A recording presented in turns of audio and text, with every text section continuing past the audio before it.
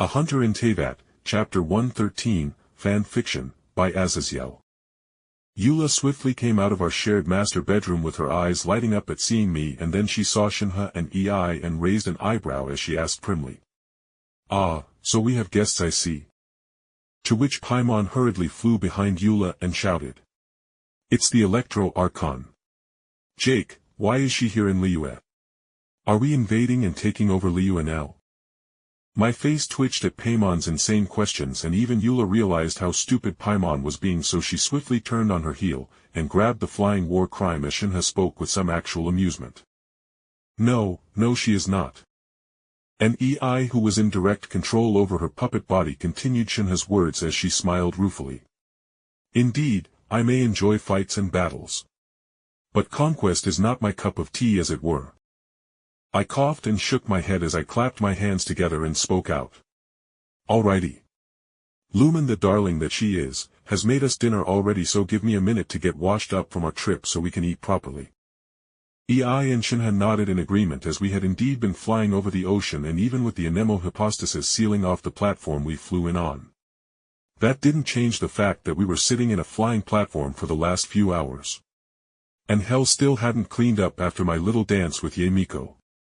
So I quickly showed Shenhe and Ei where the spare bathroom was so they could get their hair in order while I went and changed before meeting back in the living room, where Lumen had already brought the large pot of stew to the main table and was currently making everyone big bowls of a stew along with some bread to dip it in. "It looks lovely, Lumen.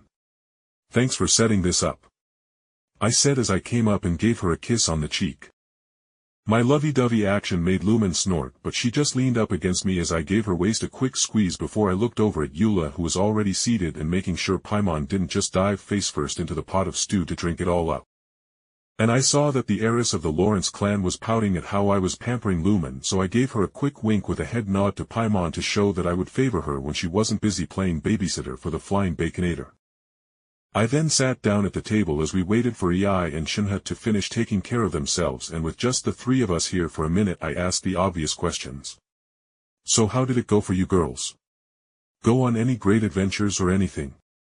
Eula snorted and gave Lumen a dirty look, who smiled unrepentantly as Eula spoke with annoyance. "Indeed we did. We solved the great mystery of the Dragon's Pine Mountains and got rid of its eternal horrid ice storm. But Lumen was quite frustrating, as neither of us was properly prepared for the true depths of chill that was within the mountains."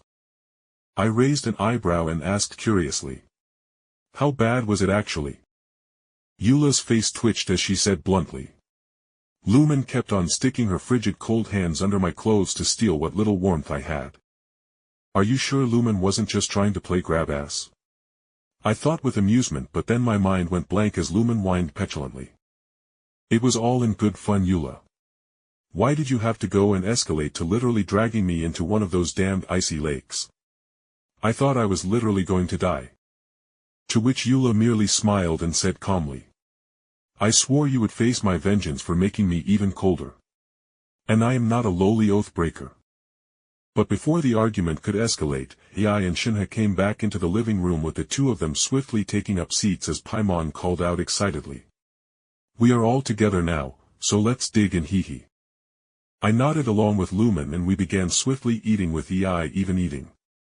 Though it was clear she wished this was actually desserts.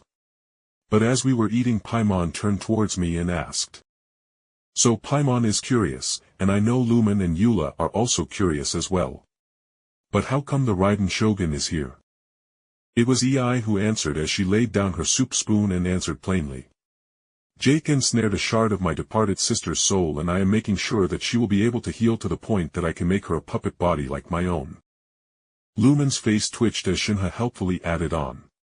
"Oh, and when we killed the corrupted goddess Beast, he also reaped her soul as well." There was a moment of silence as Lumen brushed a hand over her face, and I couldn't help a nervous giggle as she said tiredly, "I knew you were going to seduce Shenhe. Honestly, it was expected. But I didn't expect you to now have 3 goddesses in your soul now. Not to mention how you clearly seduced the Electro Archon." But Lumen's dramatic end was cut off as Ei said calmly, "Oh no, my disciple has not seduced me. I am merely making sure my sister stays safe and my disciple is not cut short of his full potential." Though I do believe he and Guji have become quite close as she taught Jake the fine details about electro control. I couldn't help but deadpan at the way I just threw my ass under the bus as Eula and Lumen looked at me curiously to see my answer, to which I simply shrugged and said with a wry smile, "I don't even know myself. That woman is literally part fox, she has her own thoughts and plans." But regardless, I looked over at Paimon and asked, "So besides dealing with the dragons Pine Mountain, did you guys do anything in Mondstadt?" Eula nodded with a small smile, with her looking out in memory as she spoke. "Yes, I checked in with the Knights of Favonius, and although things were a bit tense, no conflict broke out or anything, though I didn't stick around acting Grand Master Jean as she was acting quite odd, and then there was the issue of Lisa blowing up part of the gardens when she heard Lumen sold you to one of the Adepti." The crypt-wielding woman's words made Lumen's amused smile turn brittle as she absently brushed a hand over her chest and muttered, "I didn't sell him. I just rented him out for a bit."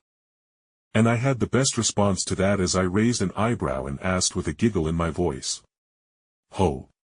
So you are just renting me out now? Does that make you my pimp?" I deserved the slap to the arm Lumen gave me as I laughed at how she choked on a bit of the stew she was trying to swallow at the time I said that.